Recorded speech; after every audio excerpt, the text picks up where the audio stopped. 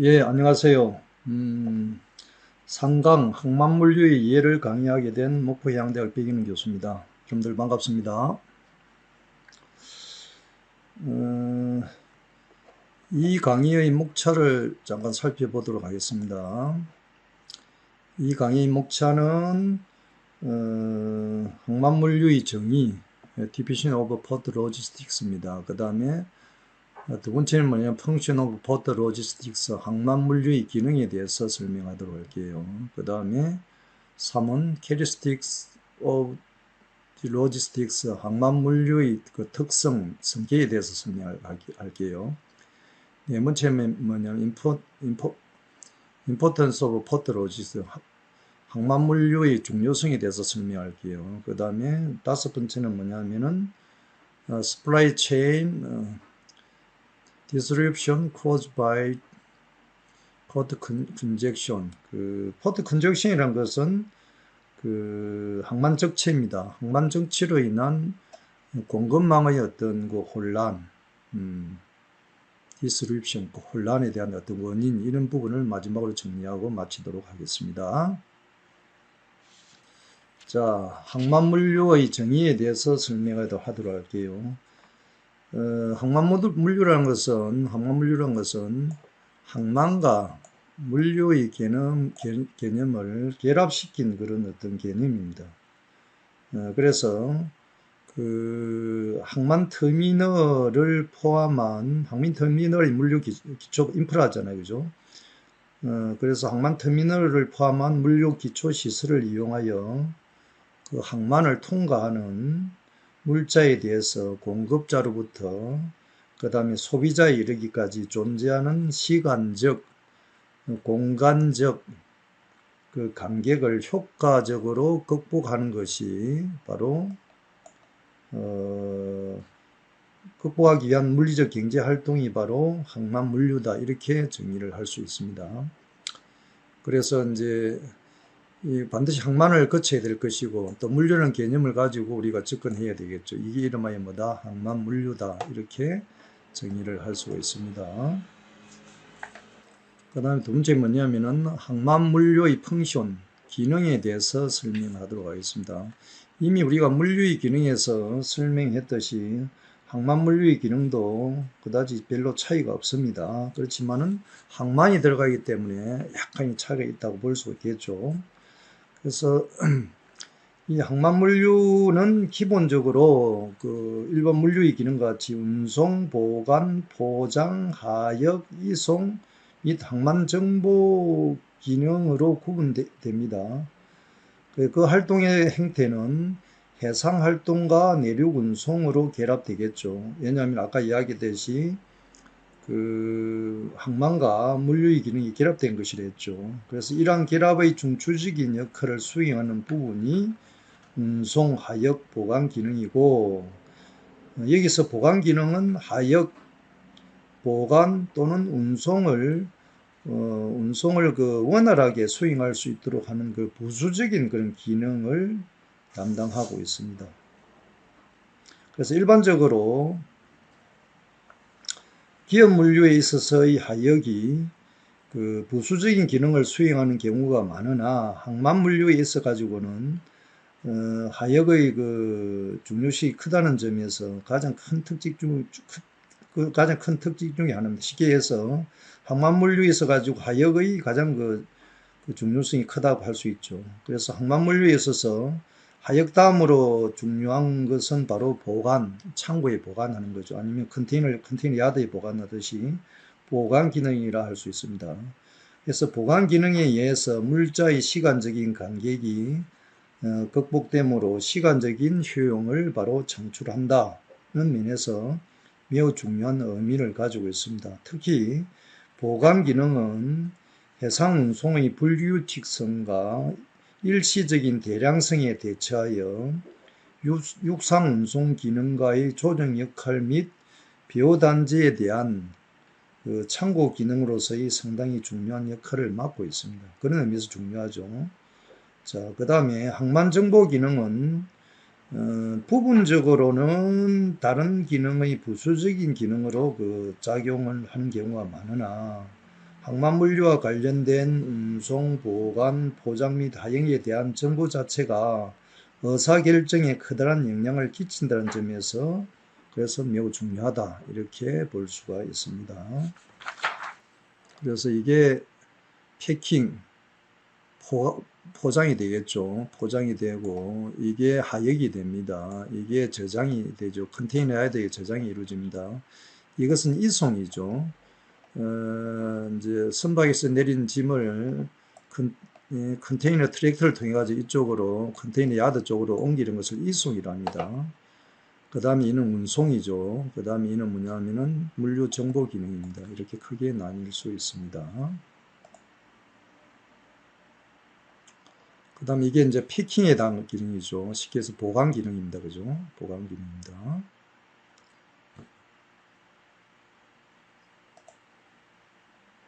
그 다음에 이는 이제 로딩 앤 언로딩, 이게 하역이죠. 하역에 가는 그 기능인데, 이 하역에 대한 것은 이제 선박이 이렇게 부두에 배가 붙으면은, 짐을 실는 것을 적하, 짐을 이렇게 내리는 것을 뭐란다? 양하라죠. 그래서 이것을 로딩을 바로 이 과정이 로딩이 될 것이고, 그죠? 그 다음에 언로딩이 이 과정이 이렇게 됩니다. 그죠? 그래서 로딩과 언로딩이 이루어집니다. 그래서 중요한 것은 이제 이 항만에 있어가지고 이 언로딩과 로딩이 속력이 빠르면 빠를수록 하역 생산성이 커서 항만 생산성에 중요한 영향을 끼칠 수가 있습니다.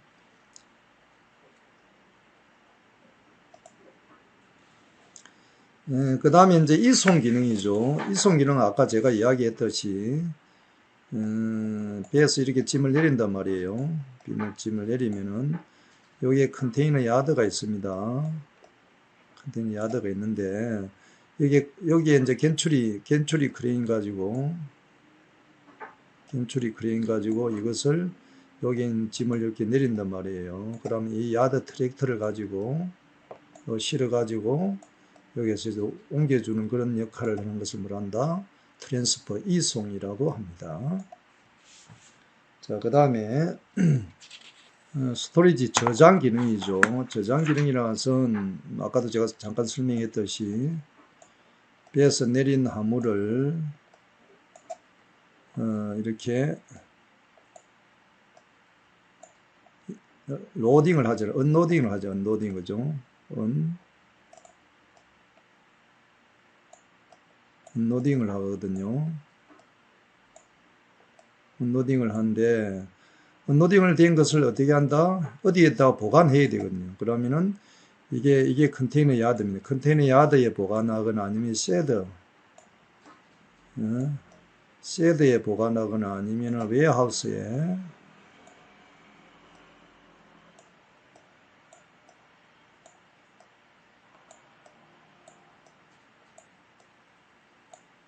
이 보관을 보통 이렇게 합니다. 그죠? 이런 것을 이름하여 우리는 뭘 한다?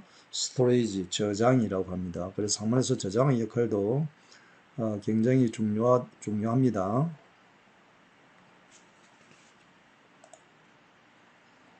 그 다음에 이제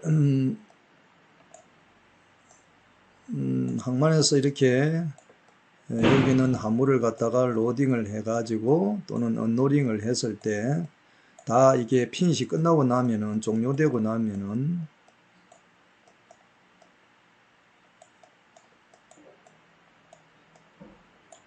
이 선박은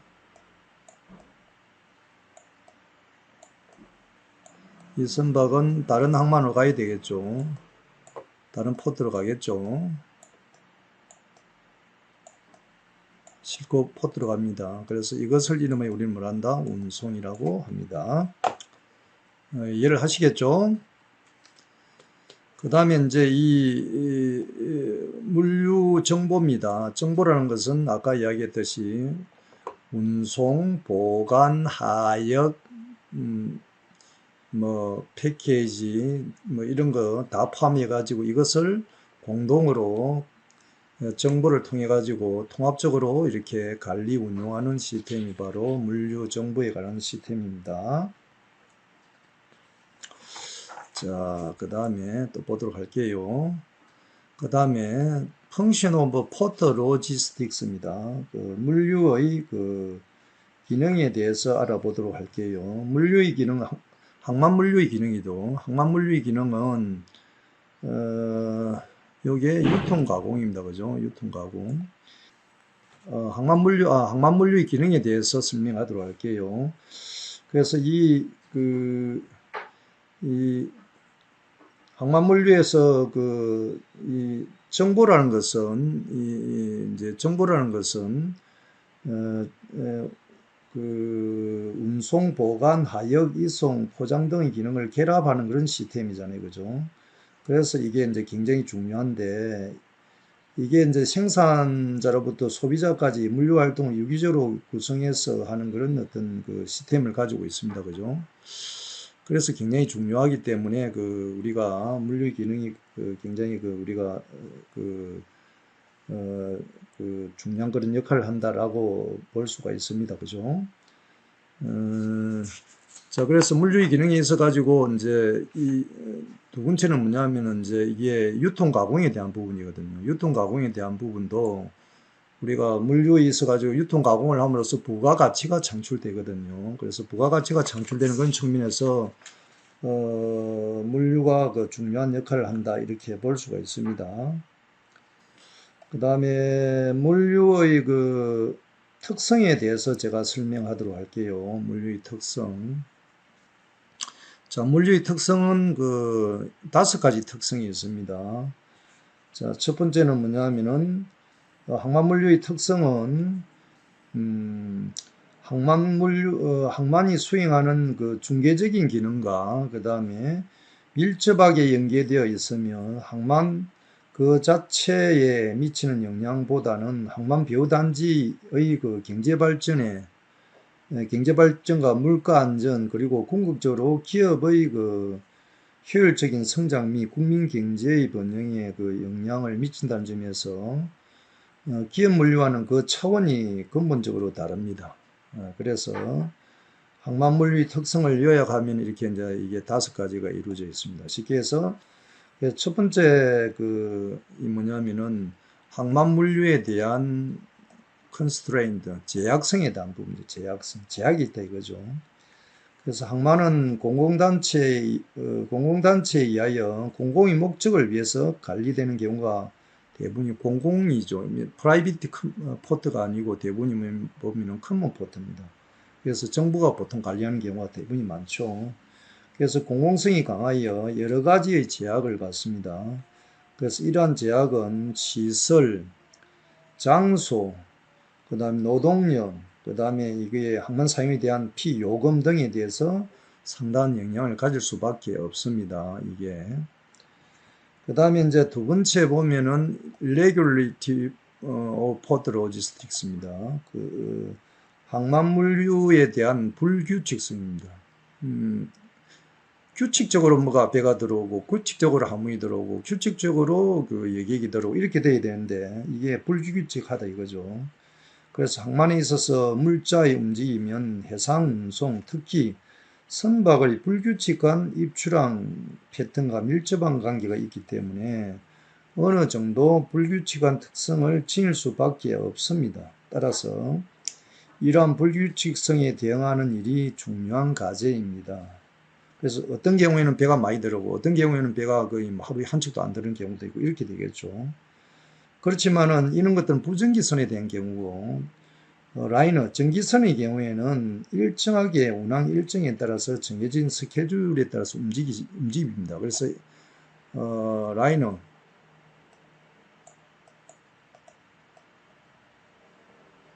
전기선이죠. 이 전기선 같은 경우에는 아주 규칙적입니다. 규칙적인데 트램파,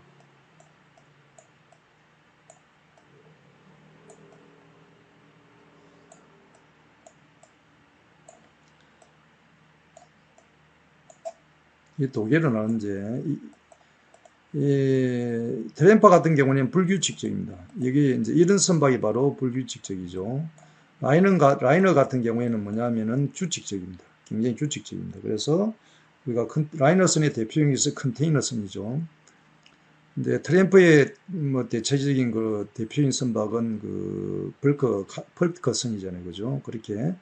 그래서, 그렇지만 이제 선박에 컨테이너선보다는 벌커선이 많이 들어오는 이런 선박 그 항만 같은 경우 굉장히 그 불규칙한 그런 행태를 띠고 있습니다. 입출항에 대해서.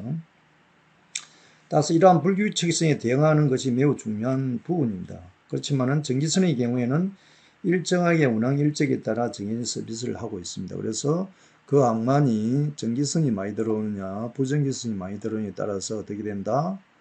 그 항만 시설이든 항만 서비스든 이런 것들이 달라지겠죠.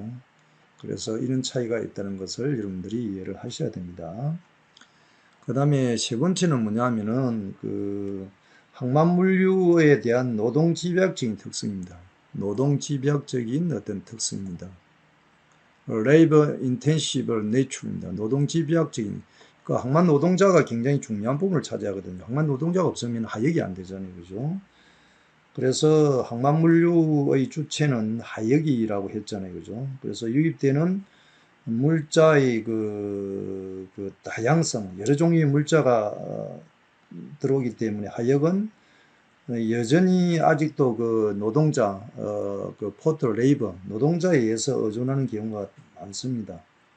이런 뭐 컨테이너 포트 같은 경우 대부분이 그 자동화 선박에 의해서 기계에 의해서 이루어지지만은 나머지 경우에는 이 트램프 같은 경우 대부분 아직도 대부분이 뭐냐면은 이 항만 노동자에 대해서 이루어지고 있는 것이 특징입니다. 그래서 최근에는 하직 장비 기계화, 자동화가 많이 진보되어 노동 집약적인 특성이 많이 개선되고 있는 이런 그런 특징이 있습니다.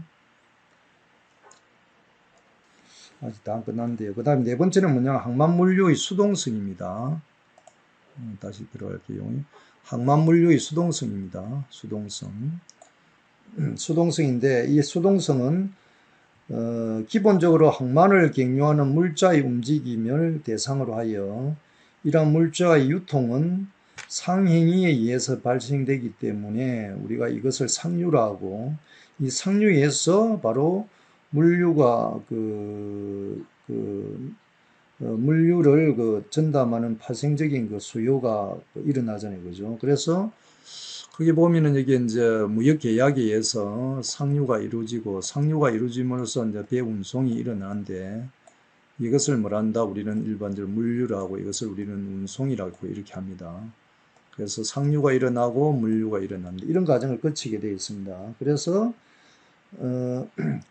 최근에는 항만을 하나의 그 상품으로 인식하고 있습니다. 특히 요즘은 이제 유럽이나 미국 같은 경우에는 항만을 국가의 공공재라기보다는 어떤 이윤을 창출하는 그런 어떤 기능을 인식하고 있습니다. 그래서 항만의 능력을 극대화하고 세일을 강화하고 능동적으로 물자를 갖다가 흡인하다는 움직임이 강하게 일어나고 있습니다. 그래서 항만 마케팅이 많이 일어나고 있죠. 그런 측면에서 이게 항만의 항만 물류의 어떤 수동적인 부분이 많이 존재합니다. 그 다음에 이제 항만 물류의 서비스의 바로 뭐다? non-storage, 비저장성입니다. 항만 물류에는 이게 서비스가 저장되지 않다는 뜻이죠. 그래서 항만 물류 서비스는 형태가 없어요. 무행적입니다. 그 다음 생산과 동시에 판매되어 소비되는 적시성, 그 다음에 저장되지 않는 비저장성이 바로 그 특징을 가지고 있습니다. 따라서 일반 상품의 생산, 보관 및 판매 과정을 거쳐 판매되고 있는 것에 비해서 매우 다른 항만 물류는 매우 다른 비저장성을 가지고 있습니다. 자, 다음은 항만 물류의 중요성에 대해서 설명을 하도록 하겠습니다. 자, 항만 물류 중요성에서 우리나라 대한민국을 기준해서 보면은 국내 수출입 화물의 99.7%를 차지합니다. 대한민국이죠. 코리아의 경우는.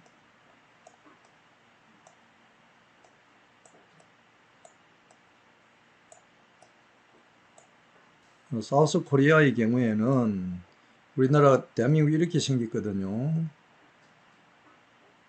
이렇게 생겼잖아요. 여기가 노스 코리아고 여기가 사우스 코리아잖아요. 그죠? 그렇게 우리가 중국이 이렇게 생겼고 그 다음에 일본이 이렇게 있거든요. 이렇게 있단 말이에요. 사실 보면 우리나라 대한민국의 경우에는 이게 이 자체인데 북쪽으로도 갈 수 없습니다. 그죠? 하나의 섬이라고 봐야 되겠죠. 그래서 대부분이 선박에 의해서 운송이 됩니다. 이 한국의 경우에는. 그래서 수출입 환물이 한 99.7%를 차지하기 때문에 대단하죠. 그 다음에 항구를 통해서 항만을 통해서 그 물류비를 갖다가 미니멈 최소화하고 있습니다. 뭐 쉽게 이야기해서 이걸 최소화해야만이 수출 물품에 대한 경쟁력이 강화가 되겠죠. 그 다음에 고용을 하고 그 다음에 애드밸류 부가가치를 갖다가 창출합니다. 그래서 이걸 함으로써 국가 경쟁력도 창출되고 국가 경쟁력도 강화되고 그 다음에 지역 경제도 이렇게 기여함을 할 수가 있습니다. 그 다음에 네 번째는 환적 컨테이너 화물이 부산항 같은 경우에는 한 50% 정도 차지합니다. 50%. 지난해 부산항 부산 컨테이너가 2,300만 TU를 차지했거든요. 그 중에서 반은 환적 컨테이너입니다. 이게 한 개당 TU당 얼마의 그 부가가치가 창출되느냐 하면은 200불이 창출됩니다. 그러면은 한 1200만 TU 정도 되면 어마어마한 부가가치가 창출되겠죠. 그래서 이 컨테이너가 들어오면 컨테이너를 잠시 이렇게 여기 있는 컨테이너를 배에서 내렸다가 잠시 컨테이너 야드에 뒀다가 또 다른 피더선이 오면 또 실어주는 이 정도 역할을 하거든요. 이 정도 역할을 하는데 한 개당 200불이라는 것은 대단히 부가가치가 크다 이렇게 볼 수가 있습니다. 그죠? 그 다음에 이제 마지막으로 항만산업은 한국 GDP에 코리아 GDP의 한 5.4%를 차지하고 있기 때문에 어떤 경제적인 파급 효과가 굉장히 큽니다. 그래서 이렇기 때문에 항만은 중요하다. 포트 로지스트가 매우 중요하다라고 할 수가 있습니다. 자, 다음 또 보도록 할게요. 그 다음에 항만물류의 중요성에서 좀 더 알아보도록 할게요. 요게 이제 부산항이잖아요. 그죠? 부산 포트인데, 부산 포트거든요. 부산 포트인데, 이게 이제 이 피더 네트워크를 활용해가지고, 다 피더 네트워크가 잘 돼 있거든요. 피더 네트워크를 활용해가지고, 독일에서 생산된 특수 세제가 있습니다. 특수 세제를 부산항에서 이게 포장을 합니다. 포장을 해가지고 일본 각지에다 이렇게 보내고 있습니다. 이렇게 함으로써 TU당 얼마 정도의 부가가치가 나오냐면은 약 20에서 30불 정도가 절감됩니다. 실제로 일본에 바로 보내는 것보다. 그러니까 부산항이 대단한 그런 어떤 부가가치가 창출되겠죠. 자, 두 번째는 뭐냐면 부산 신항의 지리적인 위치입니다. 이게 부산 신항이잖아요. 그죠? 그래서 일본이 있지만 일본이 지금 요즘 항만이 별 좋지 못해요. 바로 한국을 왔다가 여기서 홍콩 잠시 들렀다가 싱가포르 들렀다가 그 다음에 로테르담 이렇게 가버리잖아요. 그죠? 이 정도로 부산항의 어떤 지리적인 어떤 어드밴티지가 굉장히 좋습니다. 그래서 지리적인 어드밴티지 활용을 해서 리바이스 청바지가 여러분들 젊은 친구들 잘 알잖아요. 리바이스 청바지를 원단을 원단 물류센터를 이 터키에서 여기 있네요. 터키에서 부산항으로 이전함으로써 배송 시간이 델리버리 배송 시간이 35일에서 14일로 이렇게 줄어들면 알 수 있습니다. 배송 시간이 줄어들면서 어마어마하게 물류비가 절감되겠죠.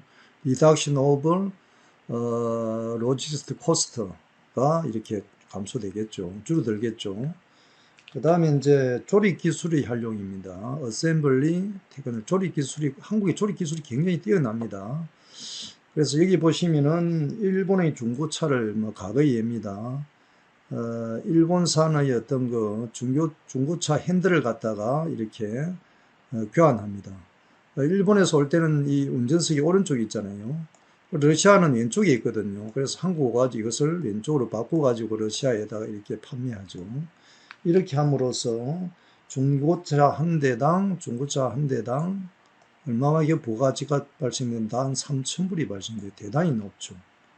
그래서 이게 바로 뭐냐면은 항만물류의 중요성입니다.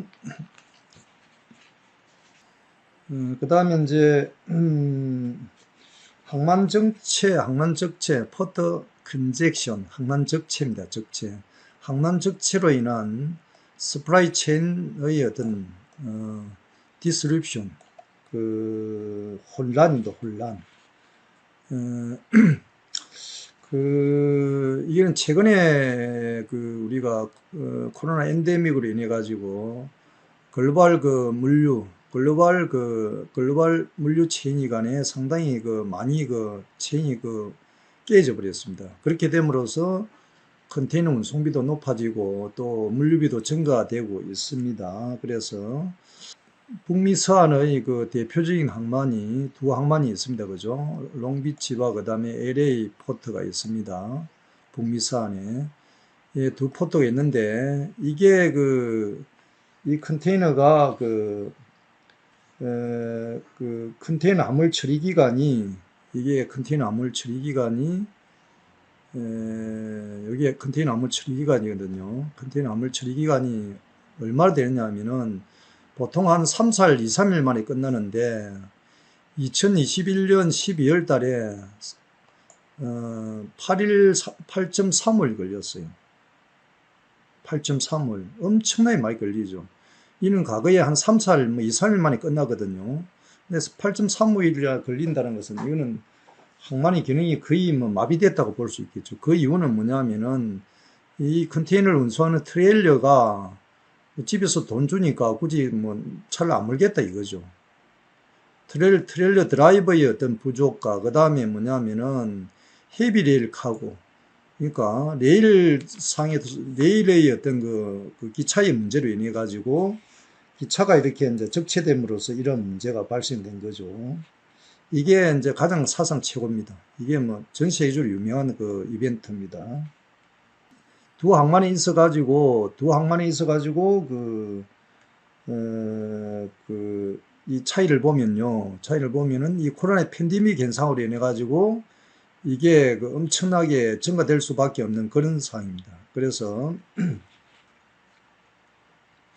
미국 오클랜드 소재 태평양 상선 해피, 이것을 PMSA라고 합니다. PMSA에서 따르면은 2022년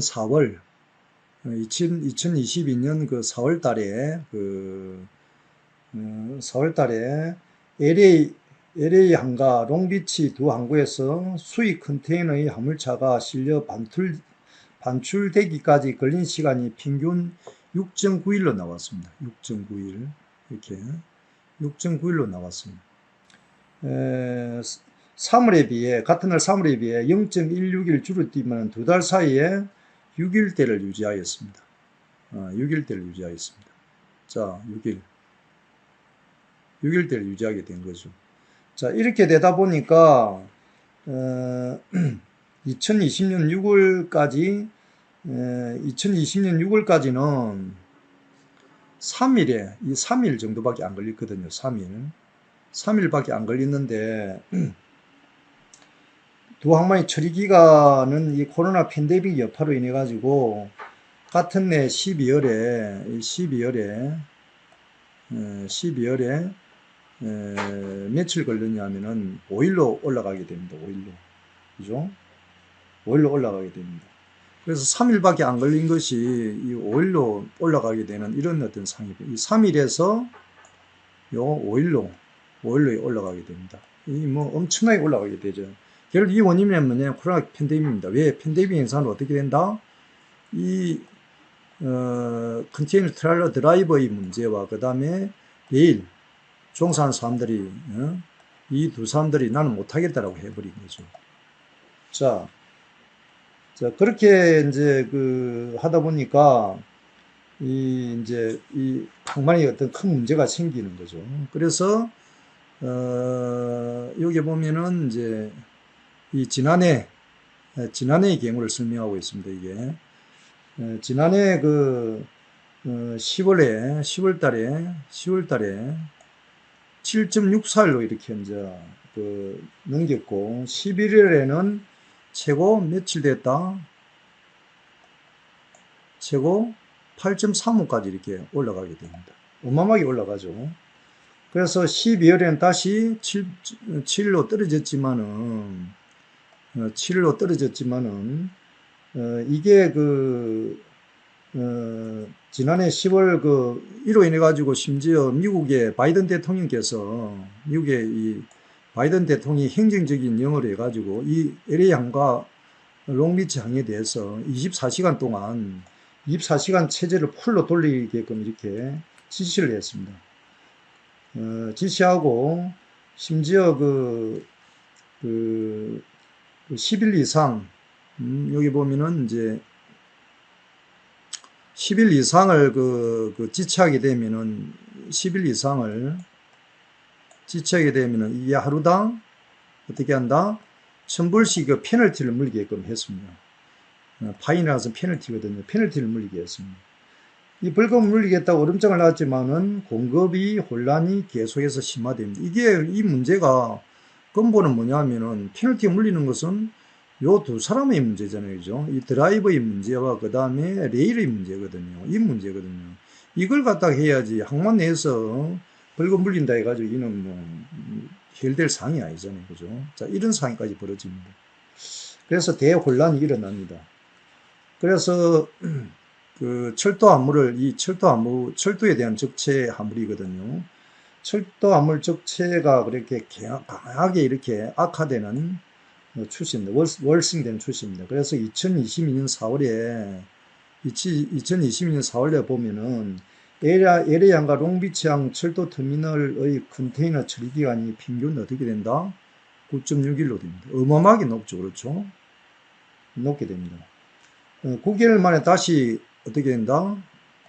10일로 올라가게 됩니다. 이건 도저히 상상할 수 없는 이야기죠. 그러면서 지난해 3월에 다시 약간 7일로 떨어집니다. 이랬다가 다시 7일로 떨어집니다. 떨어졌다가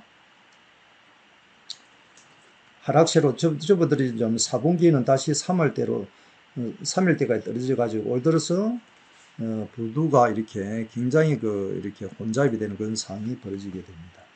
이게 이제 항만물류의 중요성에서 항만물류를 처리하지 못함으로써 항만에서 일어나는 포트 컨젝션, 항만 적체가 일어나는 것이죠.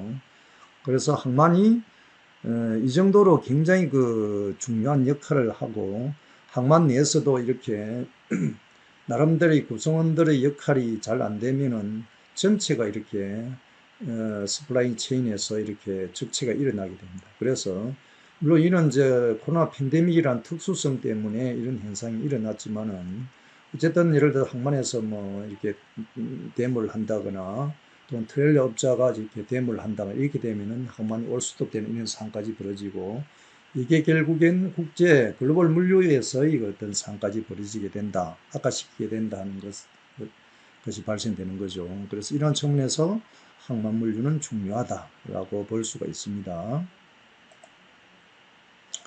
자, 이상으로 항만 물류의 중요성에 대해서 강의를 마치도록 하겠습니다. 여러분들 수고하셨습니다.